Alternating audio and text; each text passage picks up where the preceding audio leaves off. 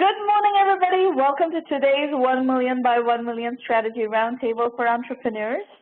1M1M, as you know, is the first global virtual accelerator in the world. We run it out of Silicon Valley with the mission of helping 1 million entrepreneurs reach $1 million and beyond in annual revenue, build $1 trillion in global GDP, and 10 million jobs. This is the 354th free mentoring roundtable in this format. It's been going on since the fall of 2008, so very, very long time, and lots of entrepreneurs have come and shared their ideas here, and we've had a chance to brainstorm on their strategy, so it's been a fascinating window into the global world of entrepreneurship. The event is being recorded. You'll have the recording available online later. If you're live tweeting the show, please use hashtag 1M1M. And you can join us on Twitter at 1Mby1M or at Stromana. We publish a lot of interesting content. Recordings, every single one of them are available on the 1M1M Roundtable's YouTube channel. It's a great body of video content, not just these recordings. We also have a lot of other kinds of video that you could use for your learning materials. And these are the call-in instructions. This is a roundtable, so we want you to participate as much as possible. You can participate in public chat by asking questions, weighing in on issues that we cross paths with today. You would need to set your public chat to set to all participants. Otherwise, you could be sending me private messages or Maureen private messages or Mark private messages. Don't do that, because we are going to be, I'll be anchoring the session, and if you have technical issues, you can contact Maureen. But really, to participate, you need to set to public, set the settings to public.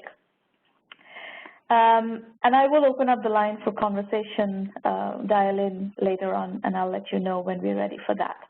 We're going to start today with Mark Dorsey, who's the co-founder of Bonanza, which I thought was a really, really interesting company up in the Pacific Northwest. Mark, welcome. It's great to have you here. Thank you so much for having me. I'm honored to be here. So, Mark, tell us about Bonanza. What do you do? So Bonanza is an e-commerce marketplace. It's a very seller-focused marketplace. Our tagline is everything but the ordinary. So if you're looking for something unique that's not mass marketed or has a UPC code, Bonanza is probably the place where you're going to find it. And how did you identify this opportunity? It was actually our founder, Bill Harding, who identified the opportunity. He was going to sell some items online, and if you know Bill, he's the type of person that's very detail-oriented. So he went online and he posted a lot of signage for his yard sale. When the yard sale time came, it was raining. He got no people that came to his yard sale, so he said, I'm going to go online and post these things for sale. He went to Craigslist and to eBay. This was back in 2008. And went through that whole listing process. And, being a programmer and an entrepreneur, he immediately identified an opportunity to make that process better and more simple. And that's when Bonanza was born. And Bonanza's main strategy is a seller-focused marketplace. And that mission became clear probably within 6 to 12 months of our soft launch of the company, where we saw an opportunity to cater to sellers, because a lot of the marketplaces were catering to buyers, and we found that that was putting sellers in a very frustrating and stressful position with their business. Can you elaborate on that? What do you mean by a seller-focused marketplace? And I will, qualify this question by saying that, two-sided marketplaces always have a chicken and egg challenge at the beginning, and it sounds like you managed to solve yours by being seller-focused and addressing certain seller-focused problems that sellers were having in other marketplaces. Could you double-click down on that and explain a bit better, like what kind of problems were sellers facing and how did you address that? Sure. So at the time that we entered the market, it was 2008, and at that time, there were literally companies that were creating software so that you could become the next eBay alternative. So eBay alternatives were a very hot keyword at the time, and there were literally hundreds of them that were starting up. So there was an opportunity, so we had to identify why there was that opportunity. So that's when we came to the market, we found in our research and from sellers that were coming to our marketplace, you know, of course, they were always looking at every single alternative marketplace that was out there because they were looking for a solution to the problems that they were having. And it was through that process that we learned why there was a problem and what the friction points were. And sellers were having a lot of challenges with, you know, eBay, which is a great company, and Amazon as well, because those marketplaces are buyer-focused. And when you have a buyer-focused marketplace, those marketplaces are making policies and you know, doing, you know, directional strategy based upon what's best for a buyer and not necessarily what's best for a seller, which is understandable if that's who you're catering to with your marketplace. We saw that as an opportunity to focus Bonanza on sellers. And our plan was to create a very seller-focused marketplace so that sellers wouldn't have to learn about all of the intricacies of advertising and SEO and a lot of things that they really didn't want to learn. We wanted them to be able to focus on things that they did want to focus on, such as antique belt buckles, concert posters, or unique items that they sell. And we wanted to bring more of a transparency to those products. So by focusing on sellers and a lot of the pain points that they were having, what it allowed them to do is focus on sourcing the products that they're really good at and providing their customers with a great customer service. And then they really never had to worry about some of the things and the stresses that they were having with Amazon or eBay, who were focusing on buyer policies. You know, sellers would come and there would be a policy change that they weren't aware of, and they would come and their store wouldn't be online. And they're like, you know, they can't operate a business like that. You know, they need to be able to, you know, come in and count on their items being online and for sale, and not have, you know, somebody just pull their items randomly because they didn't meet a policy that they were unaware of, that they didn't read in the fine print. If I recall, based on our conversation earlier, when I first discovered your story, you also mentioned something about the design elements, and you had a big kind of uptake in the markets or in the sellers, among the sellers that were more design oriented and were looking for cleaner interfaces and cleaner visual merchandising solutions. Can you elaborate on that a bit? Yeah, so we've always been a very product-focused company and trying to make the design as simple as possible. So we challenge ourselves on a regular basis to remove features from the site that aren't necessary. So for example, back in 2008, when you were to create a listing online with eBay, you would enter your title for the listing, and then you'd be taken to another page. And you would enter the description, then you'd be taken to another page, and you'd add a photo, taken to another page. And there were literally 12 pages to the listing process before you get one item online for sale. And we said, you know, it's crazy. We can do so much better than that. So we created a one-page listing form. And I believe that page has been adopted by other marketplaces as well now. So we're really proud of that. So the design aspect in keeping the site as simple as possible is something we challenge ourselves on a daily basis to do, even to this day. You know, that's one observation I've always had about eBay. You're talking about the process for sellers to interface with eBay and list products on eBay, but there's also the representation. If you look at sophisticated visual merchandising oriented products on eBay, they don't look very good. They look cluttered. The site is extremely cluttered, and it just takes away from the, you know, finesse of something looking classy and well merchandised visually. And Etsy, who's probably one of your top competitors, does a much better job of that phenomenon, and it seems like that's something that you also address, yes? Absolutely, absolutely. I mean, again, going back to the early days of Bonanza, you know, we saw Craigslist as not being a very transparent marketplace. We saw the process on eBay as very time-consuming.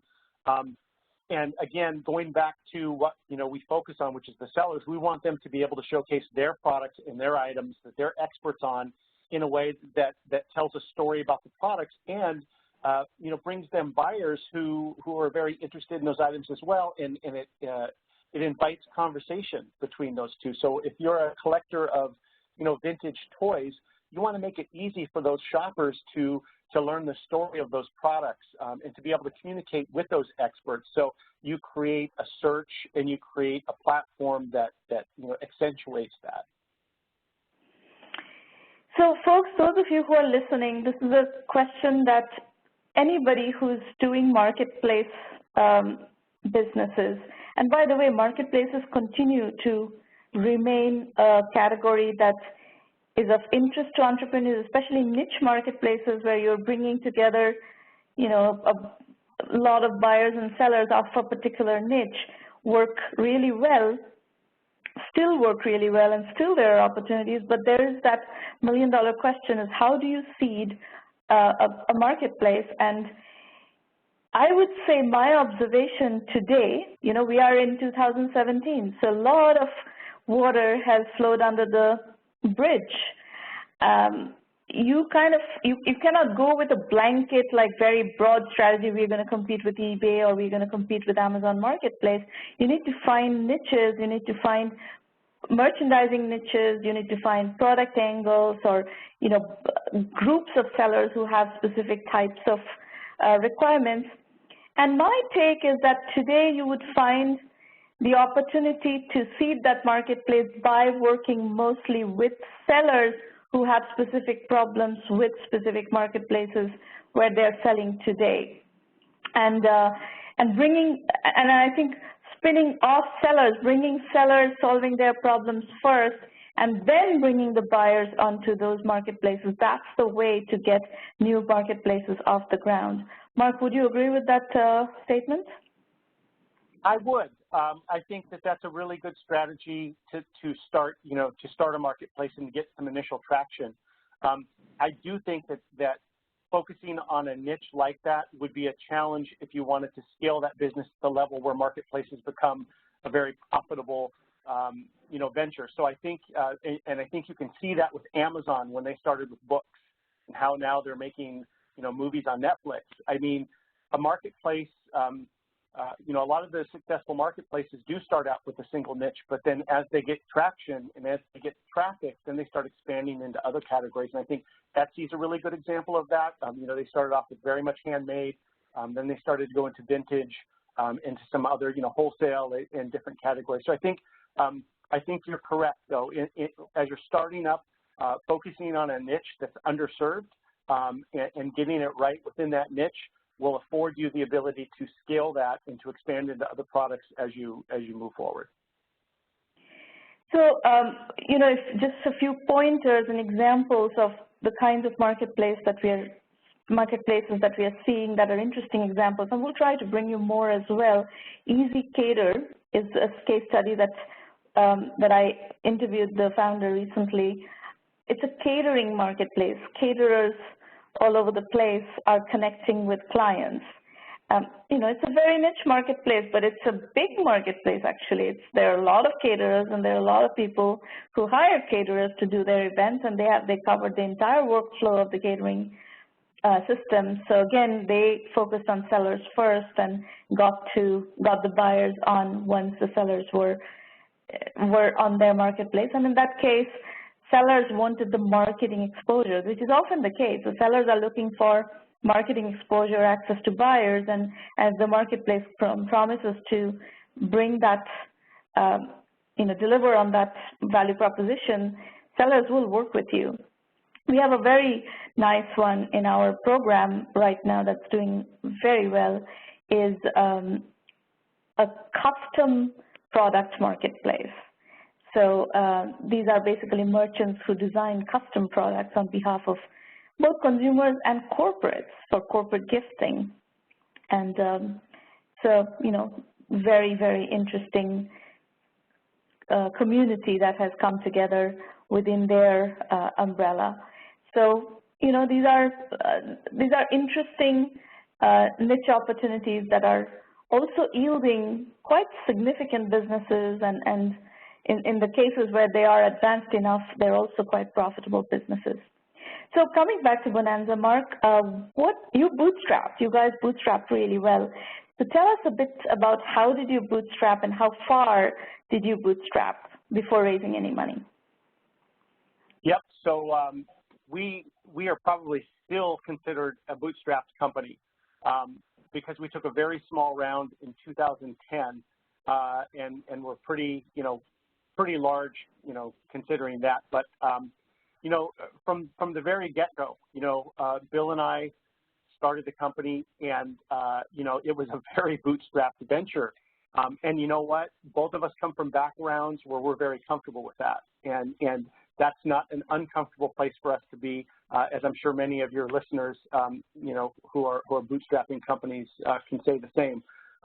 So what that allowed us to do and what that forced us to do was really focus on the product and really, whenever we made changes, whenever we were doing anything, it was really laser focused on what we were doing because we couldn't, we had to make sure that we did make mistakes because, our cash runway was not very strong back in those days. But, it also forced us to be creative.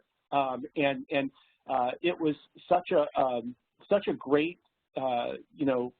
recipe for our success early on that we've adopted that, bootstrapping, and like I said at the beginning of the question, that we still consider ourselves bootstrappers, and most growth equity funds that contact us, weekly also say the same, that we're pretty much still a bootstrapped company. We're very gritty, and we're very proud of that. So you only raised $1 million in your entire history so far, right? That's correct. Back in 2010. 2010. And what were the metrics when you raised the money? What had you already accomplished? So at the time that we raised the money, we had 2 million unique visitors to our site on a monthly basis. We had 3 million items for sale, and we had about 250,000 users on our site. And how many transactions had happened on the site, do you remember? Our GMV at the time was about $2 million a month. Oh, $2 million. Okay, got it. All right. So you were going to raise money with a fully functioning, proven, business essentially. It was not a concept. It was not some little experiment with an MVP. You had a business. You had, customers who were transacting and sellers who were selling.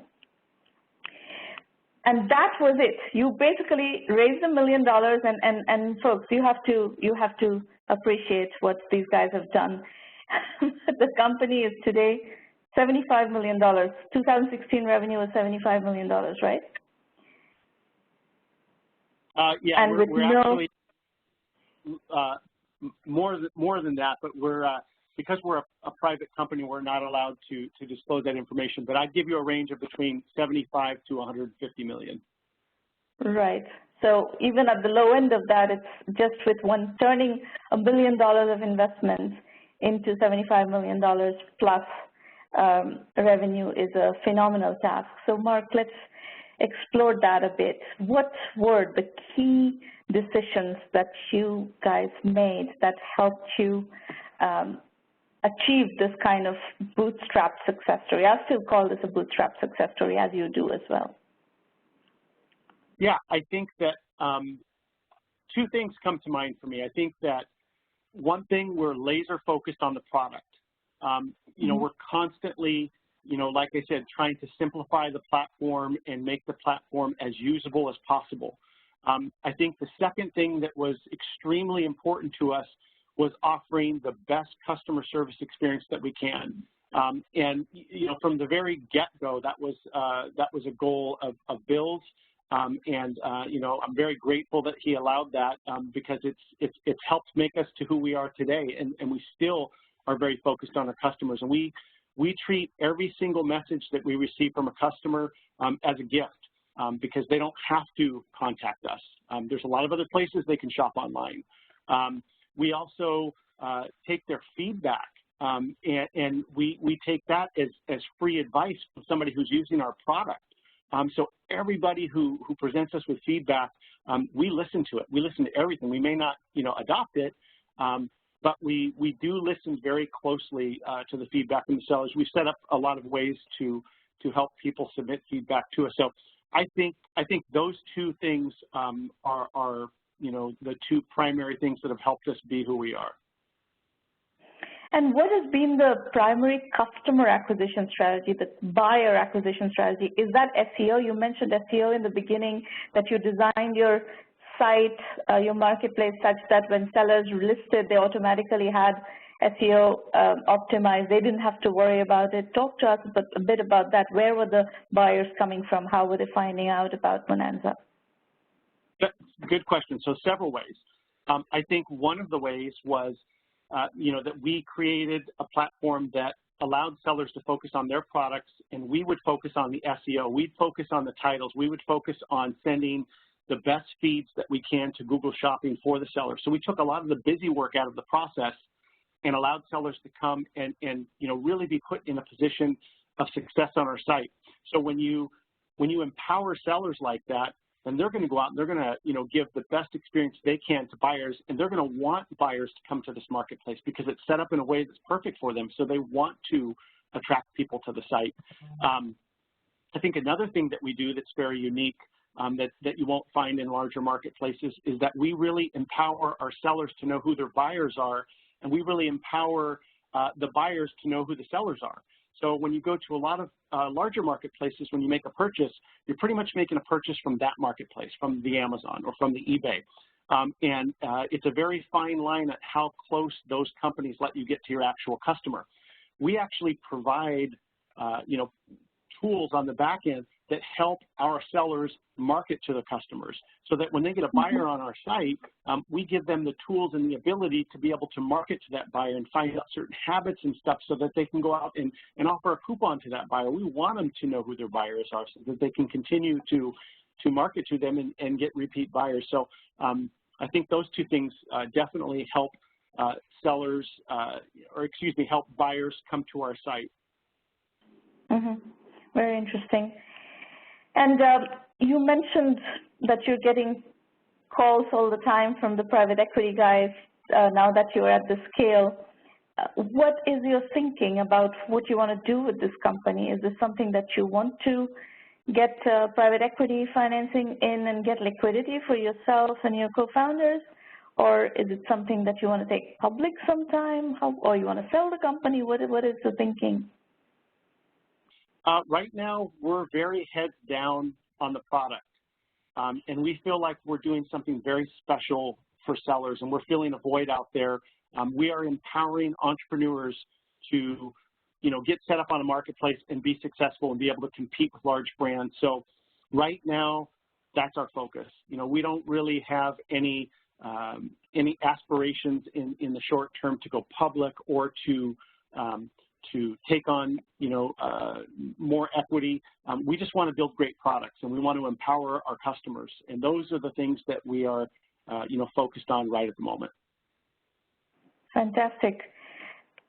I love your story. I love the message, the lesson from the story of really being head-down focused, laser-focused, and doing just very smart things on the product and customer service and strategy, and just generating good, profitable, solid revenue. So congratulations. Thank you for sharing the story. Thank you for inspiring the audience, Mark. Thank you so much for allowing us to share our story, and thank you for having us on your program. Again, it's an honor. Pleasure. All right. Folks, we're going to switch to the entrepreneur pitch session. We have 4 pitches today, so those of you who are pitching, please be mindful of time. Few little expectation settings. This is a working session. You're going to need to, just keep that in mind. This is not a PR session. It's a place where you come with your challenges. It's a safe place, and we try to help you move your needle a little bit further. That's the whole point of these sessions. And you can disagree, whatever feedback you get here today from me, from anybody else, Mark, from peer group, but that's, what you do with that feedback is up to you. You don't have to take that feedback. But, generally you're getting considered feedback, so you would want to at least consider it. And the one thing that you have to keep in mind, and this is a disease in our industry, is entrepreneurs are obsessed with financing. So you have to understand that not all businesses can raise money, not all businesses should raise money, and raising money does not guarantee success. So you're going to need to not be obsessed with raising money. You need to really understand what your business is, what is the right financing strategy for that, and where are you in that cycle, in that continuum, et cetera. And it's a much more complex decision than what you deem it to be, most likely. And if you're not pitching, please participate in public chat and later by calling in. This is a roundtable, remember that. Debbie Gow, you are going first. Please unmute your line, and you're calling from Shanghai. Thank you very much for adjusting to the very uncomfortable time zone for you, and we are thrilled to have you here, Debbie. Thank you. Can you hear me okay? Yeah, we can hear you fine. Okay. Thank you so much for having me. I'm very excited, and I'm very new to this. I just came up with the concept about a month ago, so I've been spending the last month sort of researching a lot, and I came across you and your program, and so I really appreciate this sort of a venue where people who are just fresh and new into the field can get a lot of really useful information. So thank you for that. You're very welcome. You're very welcome. A little bit of background about me. I've been working in the English language, English as a second language field, for about 12 years now, 9 years with a place called Wall Street English. The last 4 years in a startup within that company to really provide personalized service. So I've been responsible for driving sales, coming up with products that really fit the clients and launching them to the market and driving the business. While doing this, I came up with another idea of how to do it and really pushing that into the 21st century. So next slide. So the concept is a new world. Keep in mind, it's been a month and I have the concept. These are where a lot of the questions come in. So the concept is that I create a virtual world that is identical to the real world. So you have people going into a real New York, well, perhaps like Manhattan, where they could actually go into hotels, they could get on a plane, they could take a plane to Australia. So not only are they learning language, but then they also are able to use that in a practical way, being able to really gain the language in a shorter amount of time. Now, this would be paired with using an AI, an intuitive AI, which would be a personalized teacher. So a lot of the problems where people have problems with learning a second language is they want to focus in one area, like they want to focus on social English, or they want to focus on business English. But when you go to study in an institution like where I'm from, it's on a set course, a set pace, and they don't get a choice. You have to follow the curriculum that's provided, and that's it. So, but a lot of people want more personalized. So having an AI where the AI would be intuitive to their needs would be beneficial for a faster way of learning. All this pushed into the 21st century of learning. The value propositions. It's going to be on a platform, fully contained system where they could learn, an open system where people could meet other people as well. And I think that's really important to have an open system where people could actually gather together, learn from each other, meet. They could travel in the system, and they could find key partners that they could go into business with. Also having key partnerships with different businesses, like an airline where they could actually go onto an airline and use that airline, and the airline could actually contact them within the system. Any questions? No. This is definitely a simplification of what I'm talking about. There's a lot of detail that goes into the learning system and the learning plan.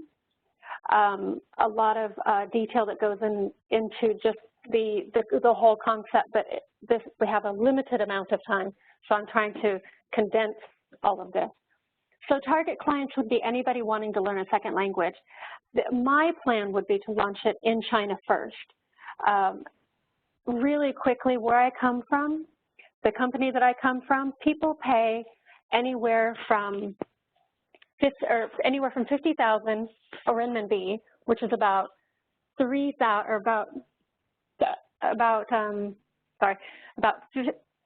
30,000 to 50,000 for basic, which is about $5,000 to $8,000 US dollars to study for about a year.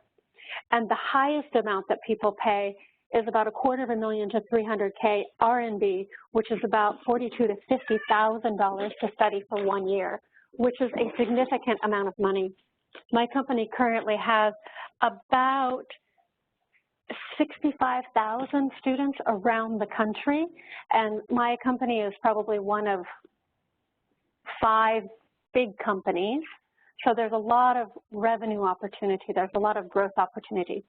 So the target clients would be young adults, anybody who wants to speak a second language, really. The strategic plan would be to launch in March of 2019 or 2020. Launching for English in China, mainly 16 and up. And then the second half of the first year, start adding in different meetups within the platform where they could actually go and meet other people, have specific topics that they could talk about to add extra value to the program. In year 2, launching specifically a young learners prep. A lot of young learners in China want to go overseas to study. There's a huge growth market here for prepping for GERs, also SATs. For private tutoring, people are paying around $100 an hour. And so some people here are paying about 4,000 RMB to 6,000 RMB per month to have their children study to go abroad. That's a huge market revenue right there. Year 2, I think you can sort of see the plan there. Year 2, we're trying to make it quick. Competitors, like I said, there are about 5 or 6 big companies. They are all on an old platform where people go into a center, they study on a computer, the computer basically is their teacher, and then they go into a classroom. Now, when I talk about people spending 5 to 8K US dollars per year to study, their actual face time with a teacher is probably 6 to 10 hours per month. So it's not a lot of face time with an actual teacher.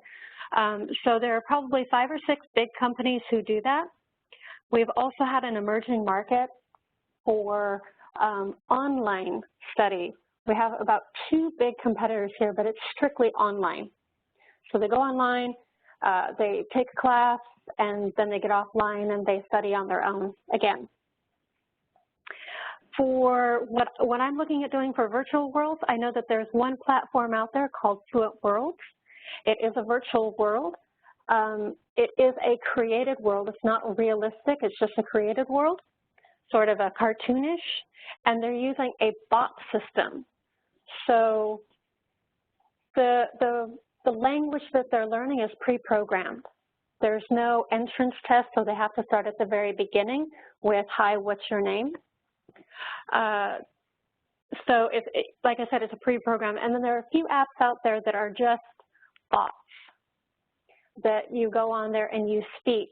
There's nothing to see. It's just a vocal bot system. So as far as competitors to what I want to do, there's no real competitors out there who are doing that specific thing right now. Any questions? Yeah, so Debbie, it sounds like your background is not in technology. Is that a correct observation? That is correct. So what is your plan? How are you going to, and what you're planning to do or what you would like to do is heavily very, technology oriented. But the VR angle is tech oriented. You have to create a tech platform. And the AI angle is extremely tech heavy. So how are you going to do all that? That was some of my questions to you at the end. Because the problem I see with your, there is no question that there's a huge English learning market in China. And I'm aware of this market partly because we have a company from the 1M1M program that has some very unique technologies, and they are looking to enter that market, and they've been testing that market and so forth. So I know that there is a big market. I know that there's an opportunity. People are spending a lot of money on language learning, especially English learning in China. So your analysis, and you have domain knowledge, you have the experience of being in that market, selling in that market, you know the numbers really well. So all that is great. But, I think it's, see, when a non-technical co-founder comes to me, or a non-technical founder comes to me and says, I want to do something that is semi-technical, not like intensely technical, I would say, okay, you can outsource your software development and, get something going, at least get an MVP going, and things start to flow, and then you will, potentially bring your team in-house, hire people, et cetera, and it would work.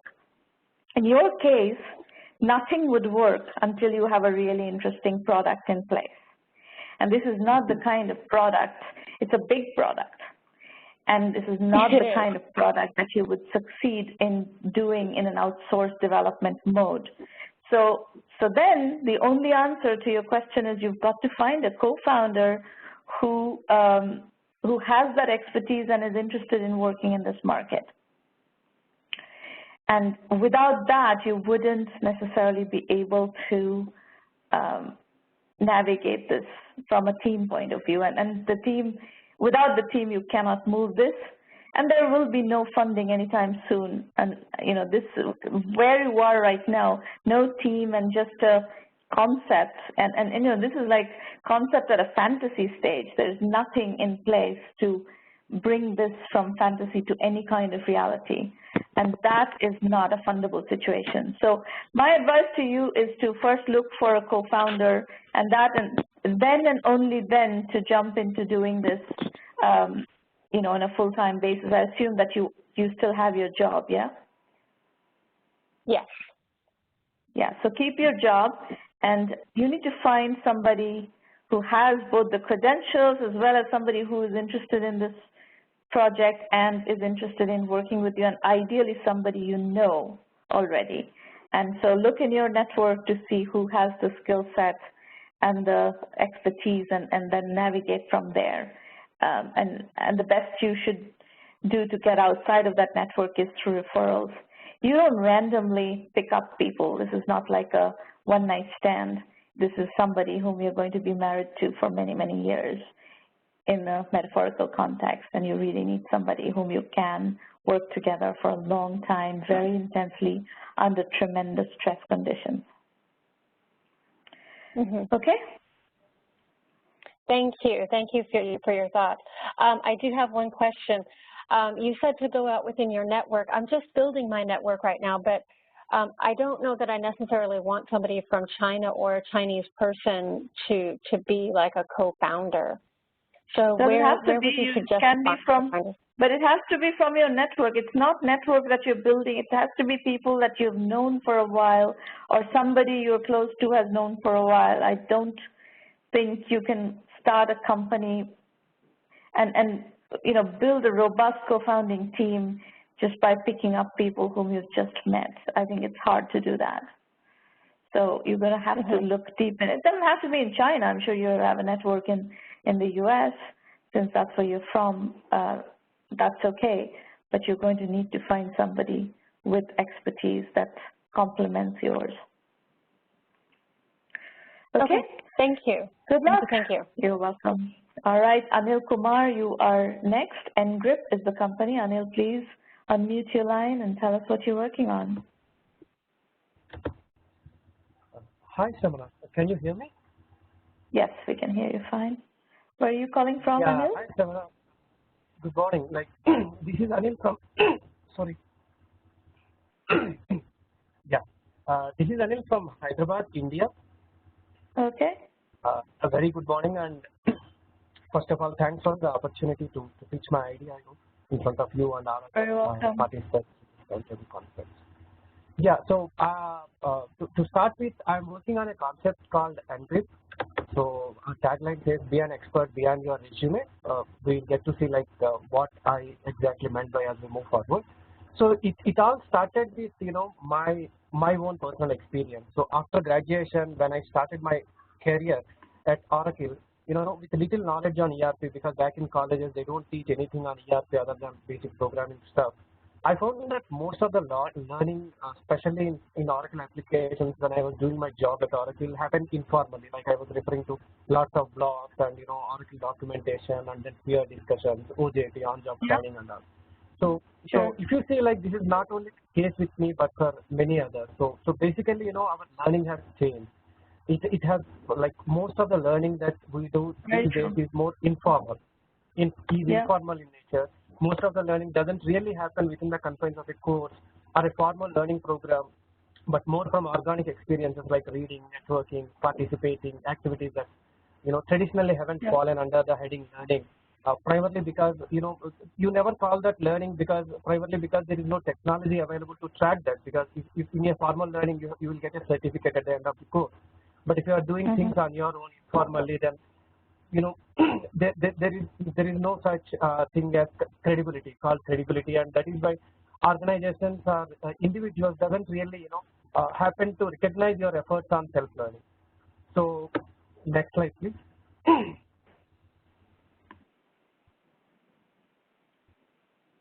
Yeah, so basically, for an individual, if I'm a self-learner, one of the biggest challenges that I would need to do is if I'm learning a lot on my own, where is the credibility for whatever learning that I have done?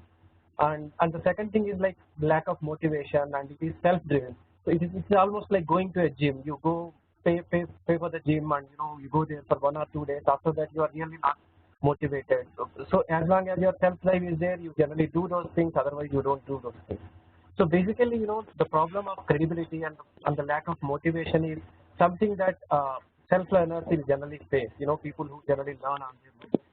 So next slide, please.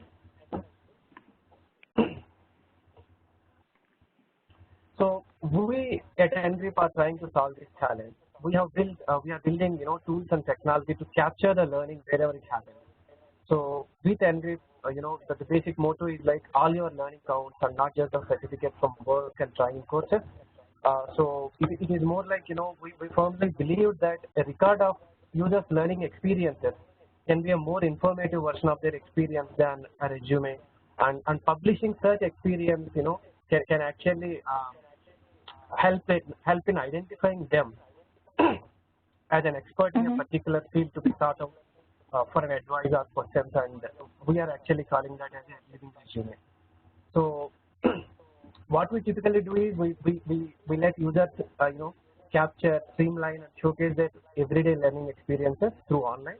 Of course, we are starting with online. We have browser extensions for Chrome, Mozilla, and Opera. And what we do is all the learning experiences captured, we present it back to users in the form of a living resume. We have got a little gamification also done in the system so that people are motivated. They have goals, and they basically track how they are learning in a particular domain and what are the improvements that they could do. And we are also, this is not yet done, but we are also planning to introduce this deep learning to the whole domain and start doing data analytics around the learning data, and basically predict the learning future of a person and build recommendations for them. So we have been part of this Microsoft Spark community. That's a pretty good thing. If people are bootstrapping, whoever are here, I'd just like to suggest to them, Microsoft has this Spark community, where if you get selected, you will get good cloud credits. And then we have been also part of Y Combinator Startup School, which is also like really helped us doing all that. So basically, what we thought of is like what we started off is the future doesn't really care how you became an expert as long as you really focus on doing your things and learning stuff. So this is our business model. I just quickly take you through. If you look at our revenue streams, we are looking at for learners, of course, it is free. This is built using the business canvas model. So for learners, it is always going to be free. We are also planning to develop a solution for enterprises, especially when we have these appraisals every year, yearly appraisals. We need to know what an employee has done over the past 1 year. So using our tool, if we could actually build a solution that would help employers or organizations to identify what a person has learned or how his learning progress has been over the 1 year, like that is one of the things that we are planning to build for enterprises. And advertisers and marketers is basically the same solution that I have explained earlier. It is more into the deep learning space where we go through the learning data of users, through our MLM machine learning models, and we predict learning future of the users. So the data that we could actually, share it with the people who actually offer courses online and basically create a community over there so that people can actually look for good teachers for learning something. And since we are talking about resume, since we are talking about learning, of course we do have a recruitment like employer solution in place. These are all like something that is yet to be built, but this is the big plan that we have made for ourselves. When I said employer solutions, like typically people say like, LinkedIn is already there, is already doing something over there. So what we say is like LinkedIn's employer solution is heavily dependent on, endorsement. So we say like, hey, if a person is actually hiring you for a good resume, then basically he is hiring you for your skills on resume writing, not on your actual skills. So, a line on your resume or a simple endorsement from your friend can be manipulative, but if you look at Engrip, it actually tells you what you have done, what research you have done, and what efforts you have put in acquiring a certain skill. Next slide, please. Yeah, if you have any questions.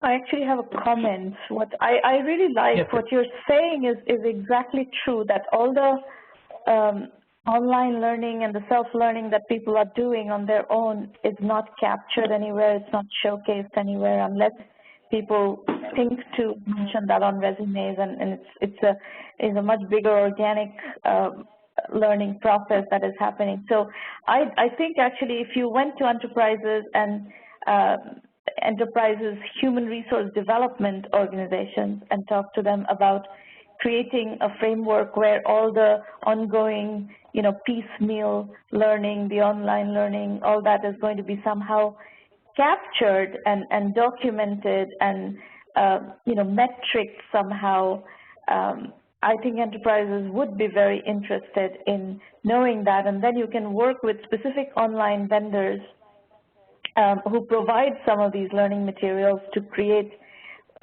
bridges. For example, we have relationships with corporations where we run these 1Mby1M intrapreneurship programs for their employees.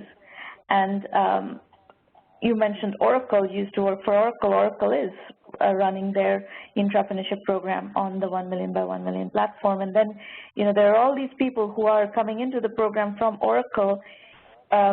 If there was a way of tracking how they're going through the curriculum, what modules are they going through, what are they calculating, and so forth. So if there's a way of, tracking all this much more, in a much more granular way, that I think would be interesting for employers as they are developing their, organic learning processes and tracking their employees' progress through those processes. My gut is that I would scrap all the, consumer-focused business ideas that you may or may not have and make this a completely enterprise-focused business. Yeah, I mean, somehow you have actually answered my question, that is one of the questions that I have. If we can just move to the next slide. I just put down the benefits what a particular user will get over here, so I don't think there is much over there. But right now, we went live on 23rd October 2016, but it is more of a beta version, so we were just working with few users, few selected community, and just trying to improve our product improvements and also. Second week of June is when we'll be going at a public thing, but that is more consumer focused. So if we can just move to the next slide, we have some user targets, of course. So yeah, you have shared general feedback on product, but I would typically like to point to the second point, B2B versus B2C, because recently I've been attending a few conferences because most of the time I spend my time on product development. I have a team, of course. We are like a team of 4 people, 2 of us. Sorry. Yeah, 2 of us have actually left the job and full time into this. So while I was attending some conferences where some investors were also there, though I wasn't pitching for money over there, but the general feedback that many people are giving me is like, why are you looking at B2C sector? Why don't you look at B2B sector and build enterprises? Maybe even if you find there's absolutely no question in my mind that you will build a much stronger business by catering to enterprises and managing their learning, internal learning. So for me, if I were to advise you, if you were doing this within the 1 million by 1 million program, I would plug you right into the our enterprise network and teach you how to sell into that network and build this business as a B2B business, and you will be successful. On a B2C mode, I'm not sure if you will be successful. Yeah, typically, Samana, my question over there is like, we have been focused more on B2C to start with. I'm not saying that we'll stick with that, though we have B2B in our plans, but how easy would it be that transition? Because, we are just working out on our savings, so it may take some more time if I want to just completely change the focus and maybe, build the product a little different to it's to okay. What you do is you take your B2C platform and you start showing the enterprise customers that you want to work with and get like a dozen or 20, 30 enterprise customers to look at what you're talking about, understand the concept, and the fact that you have a platform shows them what you're talking about, and then you can then you bring them on as beta customers, and you build the rest of the product with them as maybe even paying beta customers. Okay. So paying beta customers is a nice word, actually. Yeah. Thanks, Samana. You're very welcome. Good work. Good thinking. Good work. Thank you. Maureen, is Wesley on the call? I don't see Wesley on the panel. I'm on the call now. Hi. All right, there we go. Go ahead, Wesley. Hi, thank you very much, Shamana. Good day, everyone. Good morning to you, Shamana, from London. So I'm Wesley, the co-founder of On the Mend. So we're still at the early stage of developing an idea for a mobile health app. We're quite early, so the logo you see at the bottom right, that's still a work in progress. But we do own the domain onthemend.com because we felt that really does a great job at describing what is going to be our mission statement. So on the next slide, you can see our goal is really to be the mobile app that people will want to use, either when they're patients going through surgery, just managing a chronic condition, or if they want to improve their long-term health. So I came up with the idea at the end of last year while recovering from a knee surgery. And on the next slide, you'll see the experience really taught me three things. Firstly, how difficult it is to remember everything my surgeon and physical therapist, or physiotherapist as we say in England, are telling me during such a short period of time that I'm with them that's allowed for so few consultations. How little incentive there is to complete all of my exercises, how difficult it is to find other people with my health condition, as well as a similar personal profile, so I can share my experience and learn new ideas from relevant people. So on the next slide, you'll see how On the Mend tries to solve these problems by helping to bring the most personalized content available on a mobile health app today.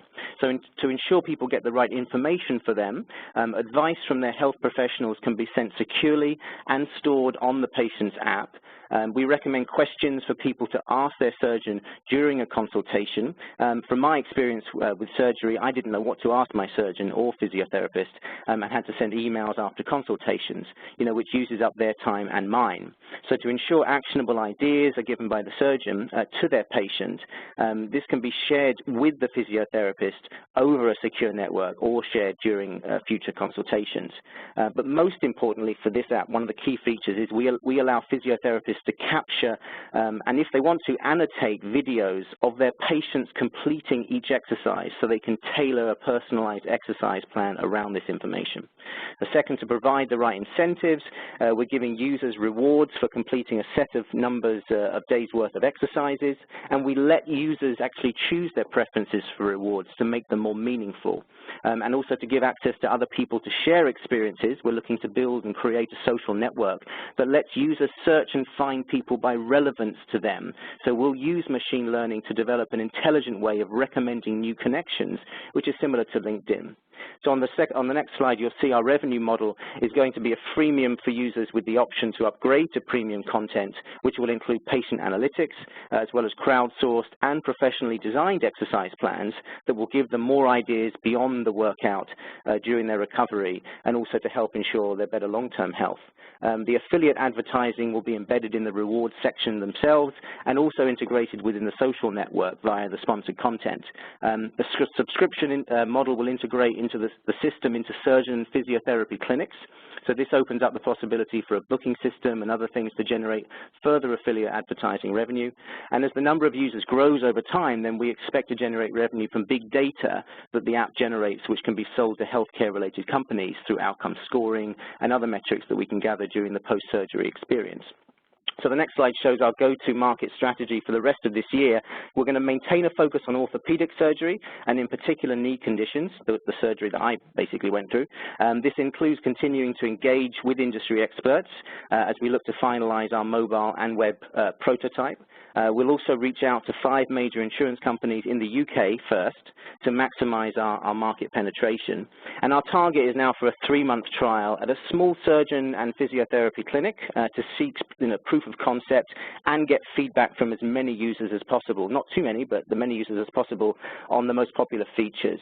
On the next slide, the competition briefly in the online health information space shows, especially within mobile health apps, we're still at a very early stage, quite maybe surprisingly. I mean, Google and Yahoo Answers have become less reliable, but still quite frequently accessed by people who have general questions about medical conditions. I mean, WebMD and others like that still lack personalized information, and access to online consultations are an additional expense, but really only provide one opinion at a time.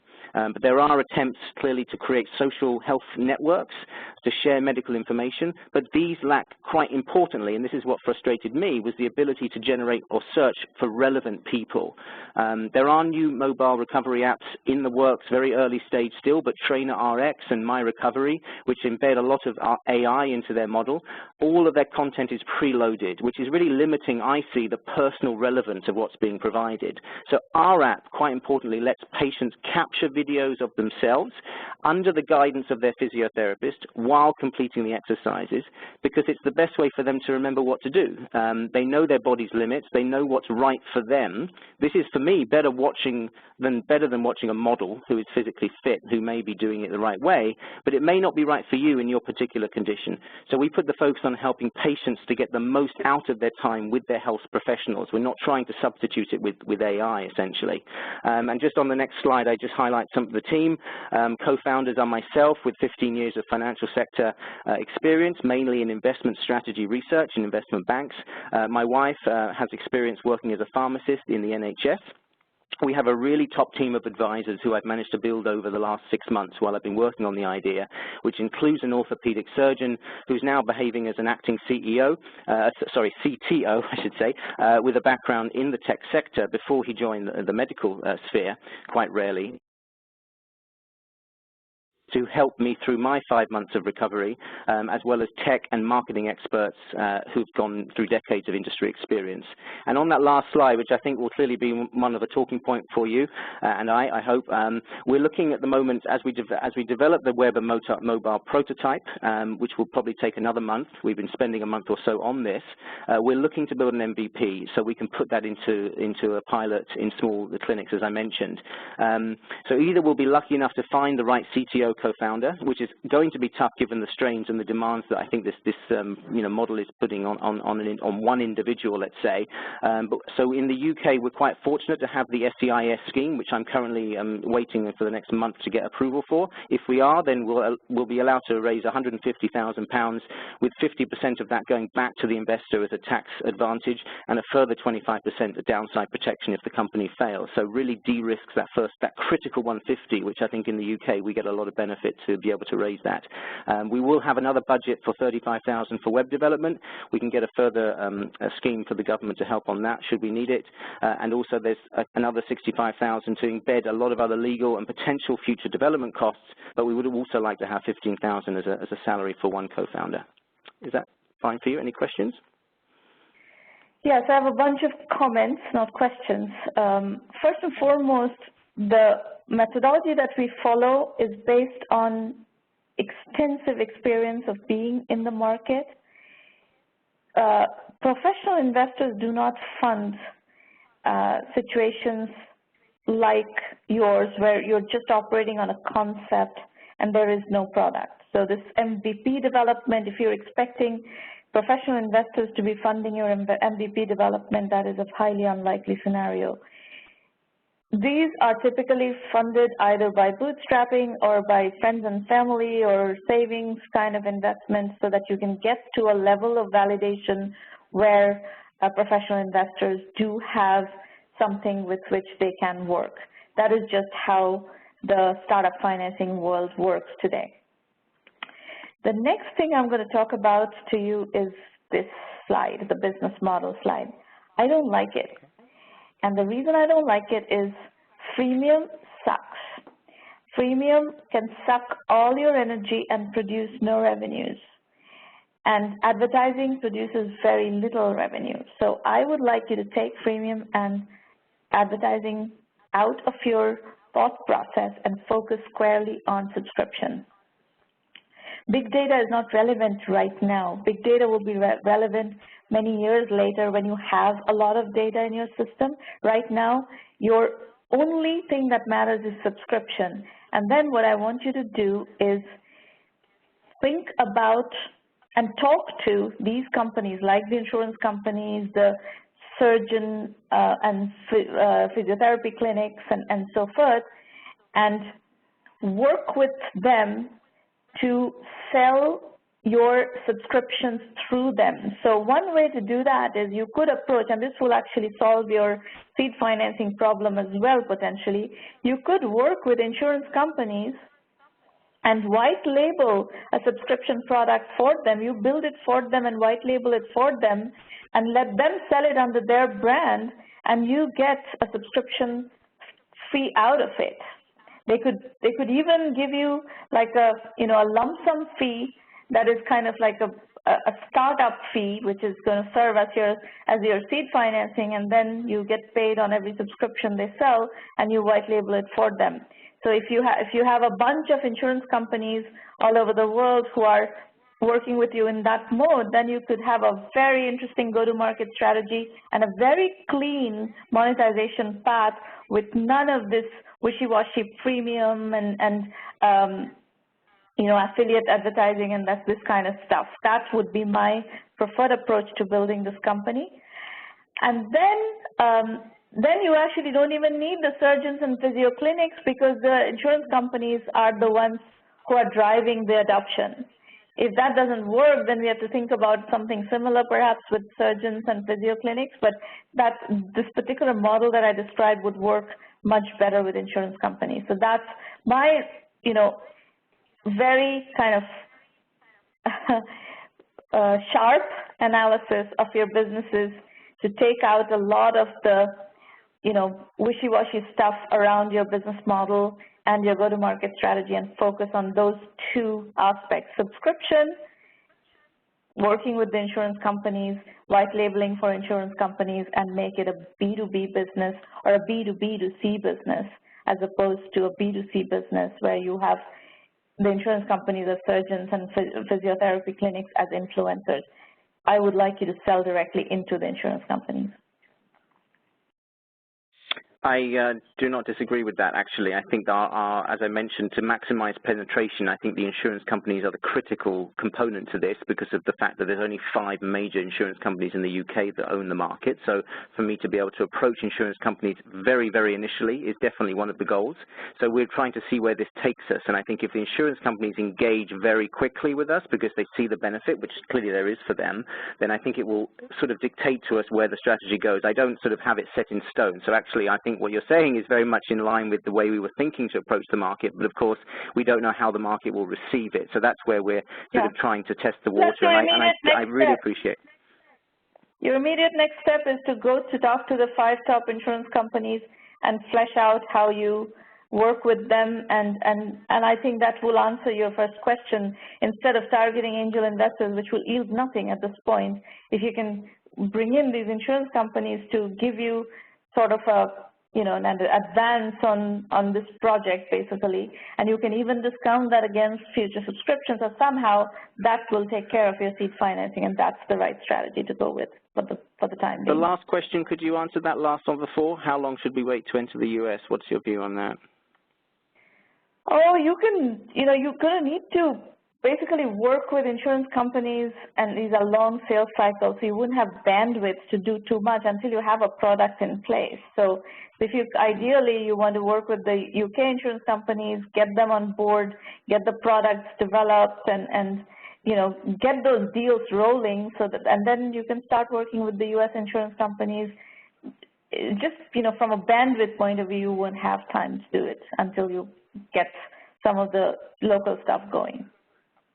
Just as a general comment then, apart from the wishy-washy and the other bits that may annoy you and don't do much justice, do you feel you think the idea has legs? It doesn't annoy me. I just want to protect you from getting sidetracked and defocused and all that. I appreciate that. My annoyance is not the issue. I get that. I just wanted to just generally if you feel the idea has legs, because I need to validate this as many times as I can. I'm always seeking. The idea has legs. Fantastic. And you will Thank you very much, Ramon. I really appreciate it. Validated very clearly as soon as you start talking to the insurance companies. They will be the real, I mean, my gut says idea has legs. The real people whose opinion on that topic matters are the insurance companies. Understood. Thank you so much. That's very kind. Good luck, Wesley. Thank you. Bye. Chakraborty, you are next.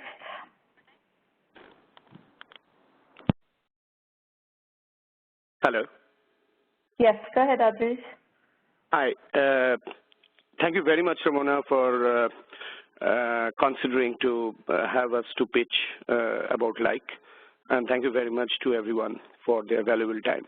Like, we have built Like as a social network with privacy. That's what Like is defined as, where users connect with each other as family or close. Users choose their audience before sharing anything on Like, and can keep their close connections invisible. The idea was basically that what we feel, what the problem of pain of ours in social network is the privacy, and we wanted to address this privacy in a different way. And Like allows the users to actually share private conversation within a public conversation thread. So if you choose on Like, if you choose all, it becomes a post. If you choose few people, it becomes a group chat. And if you choose a specific contact, it becomes a private chat.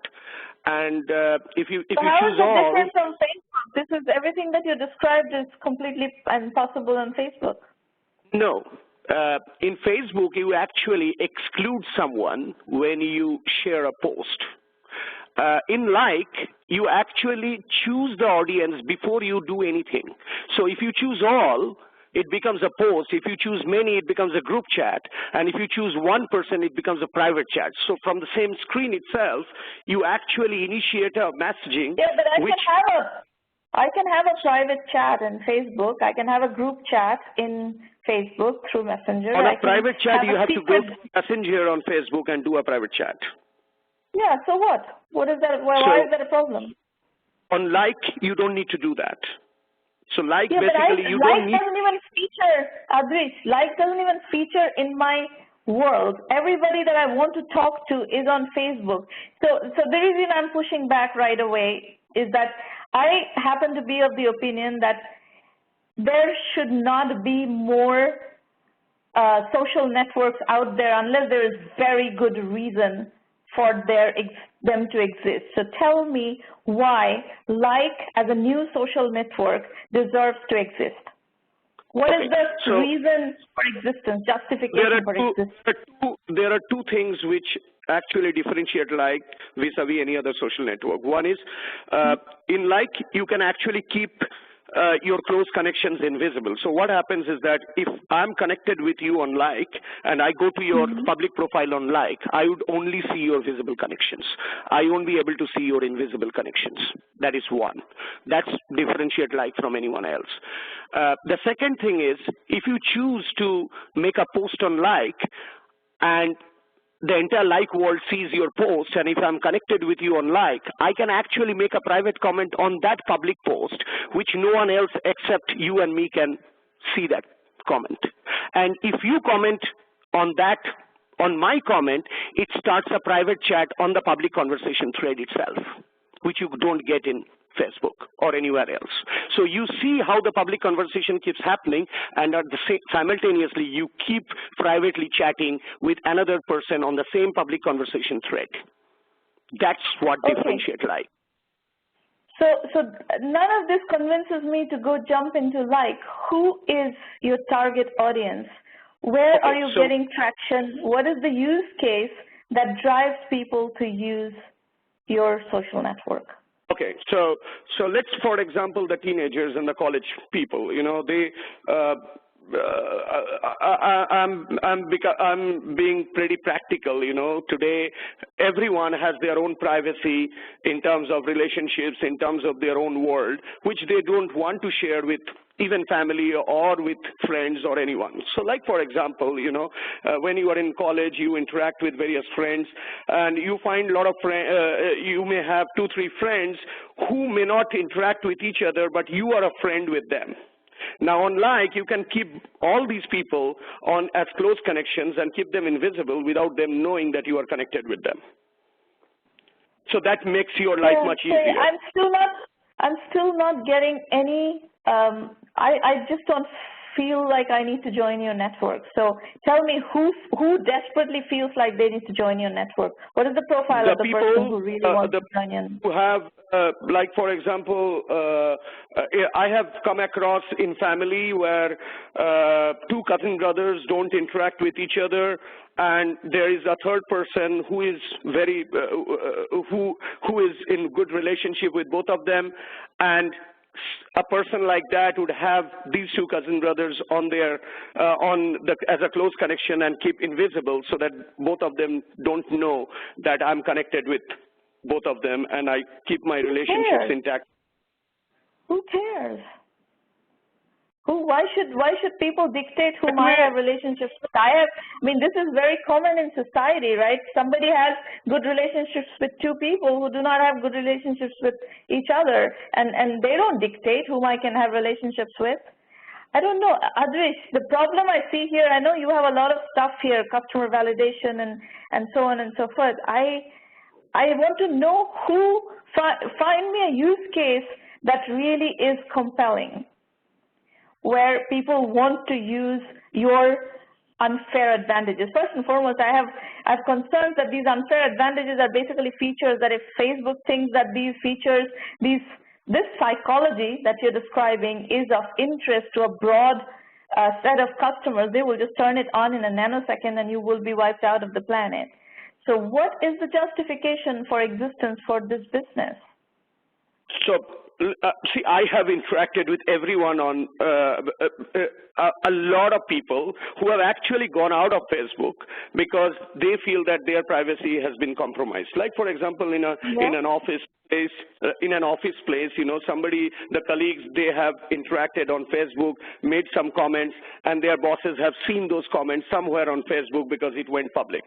And they have figured out that it was really a very embarrassing situation, and they got out of Facebook because they felt that it was real pain for them. And I keep meeting everyone, and when I talk about what I understand is that they all feel that if something like this is there, it makes their social networking experience much more interesting.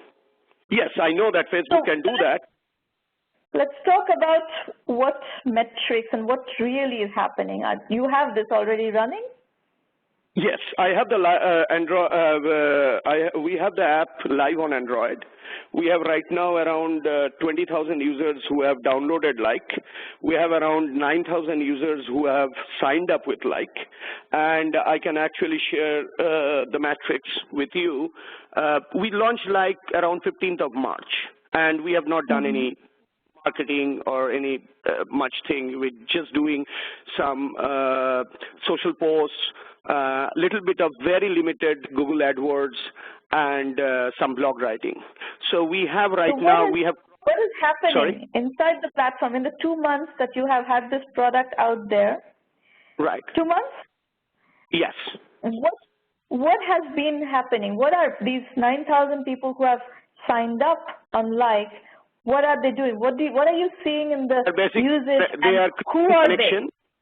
So they are, who are they actually? I'm doing a Google AdWord. I'm targeting India and Brazil, we are targeting India and Brazil right now. So these are random users who are users in Facebook and who are users in other social network platforms. And we are getting, as far as the gender-wise usage, we see that the female, out of this, the female age group is, female portion is around 45.85%, males are 54.15%. Between 18 to 34 years of age group, they actually constitute more than 60% of the user group. We have people who are between 45 to 54 years of age group who are around 12.5% at this point of time, and the remaining are beyond 54 years of age. They are adding connections, and they are keeping most of their connections as invisible, as private. And what are they doing? How many of these 9,000 are actually doing stuff, not just adding connections, but actually sharing? They are chatting, and primarily they are actually having conversations. Some people are doing the post. If you download you can see actually we are right now on the 60% of the version of we want to see. We would get around June 15th a much more updated version of Around by end of June we would have the iOS version, and by August we would have the web version on So right now we have the chat functionality available. We have the people can connect others on On the homepage, they keep seeing, relevant news, blogs keep coming, but this would become much more automated as soon as we get the new build coming up. Now, that's basically the way is right now. We have some thoughts that if we see that the user base is growing, and we see we are doing a lot of metrics analysis, where the users are coming, what the users are doing, how much time they are spending in the app, and if you want, I can actually share with you the same. But I think that once we have the beta version coming, middle of next month, and the iOS version keeps coming, we would see these metrics much more evolving, and then we would gradually see when we would implement the growth hacking tools. Also, we would have some growth hacking tools implemented by next month. We would see how we can accelerate the growth of connections. So I'll just be very, very honest with you, Adrish. I don't see the justification for this product. And absolutely. In fact, so many people around me who feels that their life hasn't changed anyway with Facebook coming in. So there are people, but still 1.7 billion people are using Facebook. So, I don't think that social networking, if social networking wouldn't have been there, the life would have really, our life would have been really in a bad shape, to be honest with you. But I'm sure that when it came... That's the conversation we are having here, Adrish. The conversation we are having here is that, do you have a business with this concept? Life ever going to be a successful business or not? We're not having a philosophical conversation of whether social networking is good or bad or is justified or has improved quality of life. That is not the discussion we're having. What you need to pay attention to, see, when Snapchat came about, Snapchat is a very good proxy for you to think about. When Snapchat came about, they came with one insight. And that insight was really what drove Snapchat's really meteoric rise. And it's not even a sustainable company. I think Snapchat is actually imploding in the public market right now. But they did have one insight, which Facebook had missed and everybody else had missed, is that people don't want their messages and their posts and whatever they're sending, photos, to be permanent. They want to share something, look at it, and they want it to disappear so that there's not a permanent footprint on some network where for time immemorial people are going to be able to go back and look at these things and search on these things. That was a brilliant piece of insight, which was completely consistent with what these young teenagers especially were looking for, and that drove the adoption. So what I'm looking for, and what you should be looking for, is what is the driver of adoption in this social network. So as you are bringing users on, as you are getting to know these users and watching their behavior, try to find the answer to that question. And if you find the answer to that question, if you find a compelling answer to that question, then you would be having a very different conversation with me today. You would have the nugget that will determine whether this business is going to work or not. I agree. So that is, and until you have that, no one's going to touch this business. From an investor point of view, no one's going to touch this business with a 10-foot pole. In fact, I have not even gone for any funding. It's completely bootstrapped. Yeah, don't bother. It's not going to work. So if you want to do this business, try to find that angle of what is the psychological adoption driver. Which is not relevant for you is basically keeping your close connections invisible and commenting privately in a public conversation thread. That's the two driver for us. Now, I understand that for you it's not very relevant, but that's exactly what we are getting the validation from the users. Yes, you are absolutely right. As we grow more, we would see whether people really feel that's a driver or not. Yeah, you have to see, because the reason there are things that are going in favor of a site like Facebook is that a lot of people use Facebook as a news reader. I use Facebook. I have configured my Facebook timeline as a news reader. I actually don't give much time to random people's posts. There are a few that I do, but a lot of the stuff that comes into my timeline is news-related stuff. And you're right. There is a lack of capability to have private conversations around public posts, but the problem is that everybody that I would like to have any conversation with are already there. So yes, am I going to go to another social network and build up this network? I don't think it's a big enough driver for me to do that. Yeah, I completely agree with you, Anil. In fact, I wanted to share with you another thing which I missed in terms of the target audience. Like, for example, I interacted with many children, including mine, and they really loved about like in the fact that they feel that if they are on like and they're connected with their parents, they can keep their close connections invisible, and they don't feel that their parents would be able to, infringe on their privacy. And that's one of the reasons why all these people left Facebook and went to Snapchat. Right. If that's the angle, then you need to develop the angle and test that angle going after that particular demographic and that particular psychographic and get critical mass, because all these is, you're getting some things anecdotally. Is it going to scale? What do you think is a critical mass number? Oh, millions and millions. Okay, so I'm sure that if we start getting millions, and then it becomes a sustainable business model itself.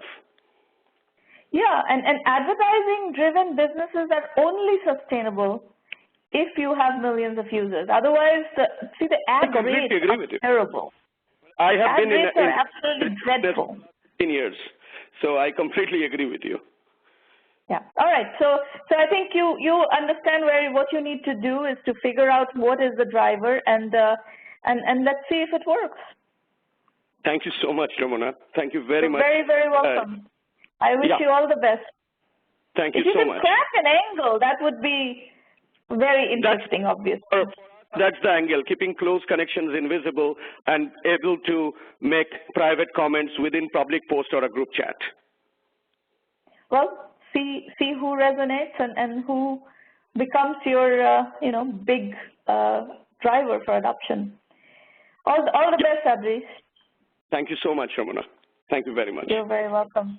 Folks, I'll spend a few minutes going over how to use 1 million by 1 million, and then we'll just stay for a little bit of Q&A. We're already we just have 5 minutes left. It's been an intense session already. But I do request one thing is, if you like what we are doing here, please spread the word. We want serious entrepreneurs, people who are smart and hardworking and are willing and resilient and are willing to do the years of heavy lifting required to build a successful business. So please send people like that to us, not the fly-by-night people who think that they're going to make $1 million in 6 months. Resources. So 1Mby1M.com is where everything begins. You'll find a blog which is chock full of educational, inspirational, informational material. And if you just follow the blog, we're talking about passive learning. If you're just following the blog for an extended period of time, I'm sure you've learned a lot through that process. And if you're not, I encourage you to do that. And it's free. The Entrepreneur Journeys book series has 12 volumes, and this is something that you can also learn from. And these are case study-based books, 12 to 16 case studies each that double-click down into specific topics that will help you learn as well. These roundtables happen every week. You can keep coming back. Another great place to basically immerse in a peer group that is discussing relevant material and methodology. You will learn methodology just by listening to lots of case studies. This is case study-based learning, essentially. The whole program of 1M1M is case study-based learning. Our full acceleration program is 1M1M Premium, and that offers you extensive methodology guidance, a full curriculum that is case studies and video lectures based. We help you with business development. We help you with strategy consulting. We help you with financing and media relations, and that's the $1,000 annual membership fee program. Go do the 1M1M self-assessment on the site. It's a free questionnaire. You need to ask yourself these questions. These are questions that investors will inevitably ask you. You are the first and most important investor in your company, so go through the 1M1M self-assessment and learn from it. If you are getting stuck on methodology points, like you're encountering a question and you don't know how to do that, like you don't know how to calculate something, you don't know how to answer a question, you can go to 1M1M Basic, and that's a curriculum-only option where you can learn methodology on your own. So self-learning, $99 a month, that's a very good starting point also for you to get into the program. And then you can just go dig around in the website and see what to expect from the premium, what to expect from basic. look at the video FAQs, all the content that explains the program in the on the website, and you can basically decide whether this is your program or not. And we have, as I said, we have over 750 successful entrepreneurs who have shared their case studies, their journeys, how to put one foot before the other, and we have stitched it all up into a phenomenally effective curriculum that we are using for years to teach entrepreneurship at this point. And you get to stand on the shoulders of people who have done it before.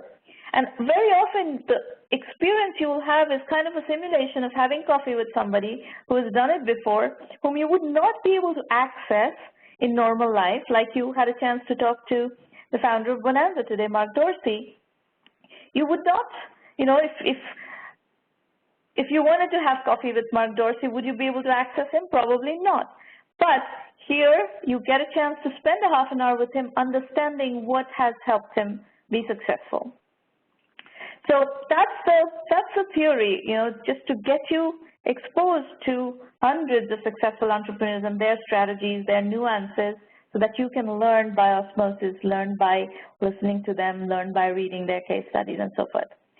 Roundtables every week in June, so we'll see you in one or the other, and if you're planning to pitch, please register to pitch. Otherwise, come attend and we'll continue the conversation. If you have a question, I see Kat has a question. You're welcome to call in or type in your question in the public chat, and I will pick it up and answer it. Meanwhile, let me introduce you to Irina Patterson, Irina at 1Mby1M.com. She'll answer any questions you may have about the 1M1M program, and you are welcome to get in touch with her. Anybody, questions? We're pretty much at the end of the session.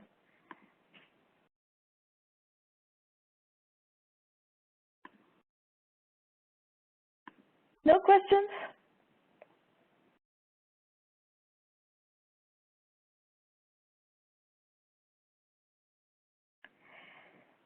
Hardik Shah, do we have to be full-time with company for premium offering? No, you don't. You can do bootstrapping with a paycheck and be a premium program member, no problem. We actually have had, it's very interesting. The question you're asking is actually a very relevant question. We encourage bootstrapping with a paycheck.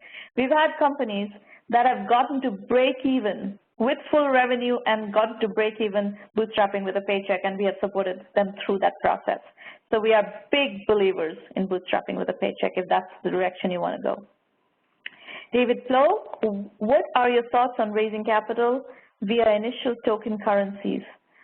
This is, domain that I don't want to venture into because it has all kinds of implications, and we work with very, simple financing models. We do alternative financings like receivable financing.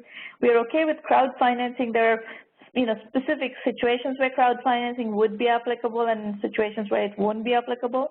But token currencies and stuff, we are not doing any of that right now. We need to watch that space a lot more before we can send you in that direction. Anybody else?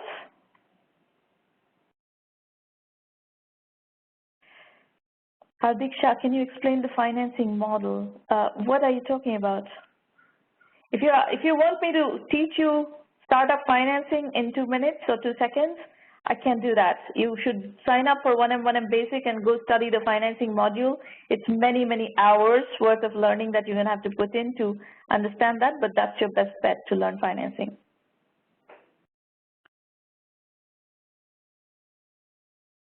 How do we help with financing? We help you with financing.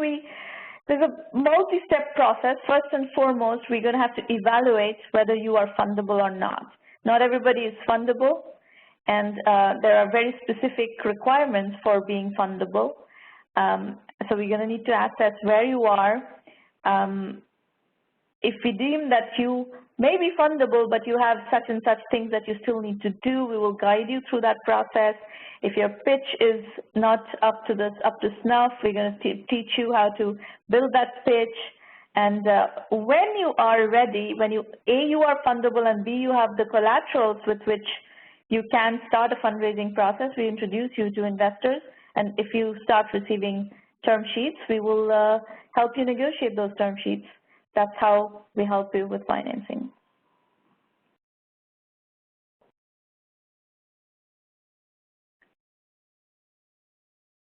But if you study the financing module in the curriculum, you will get a sense, you will be able to self-assess whether you're fundable or not, at least to some extent. And then you can always come and talk to us here. I'll help you, answer that question and help you understand where you are, what you need to be financeable. Anybody else? Questions, comments? All right, folks, we're going to wrap up for today. We'll meet you back here next week. And as you saw on the schedule, every week in June we have roundtables. And, today we had huge number of people registered to pitch. So we're going to have to move some of you to the next week and the week after. But we will make sure that you have a slot to pitch in the month of June. See you soon, and keep working on your project and making progress. And where you need help, if you want 1M by1M to be your accelerator, we will be right there by your side, helping you along. See you soon. Bye.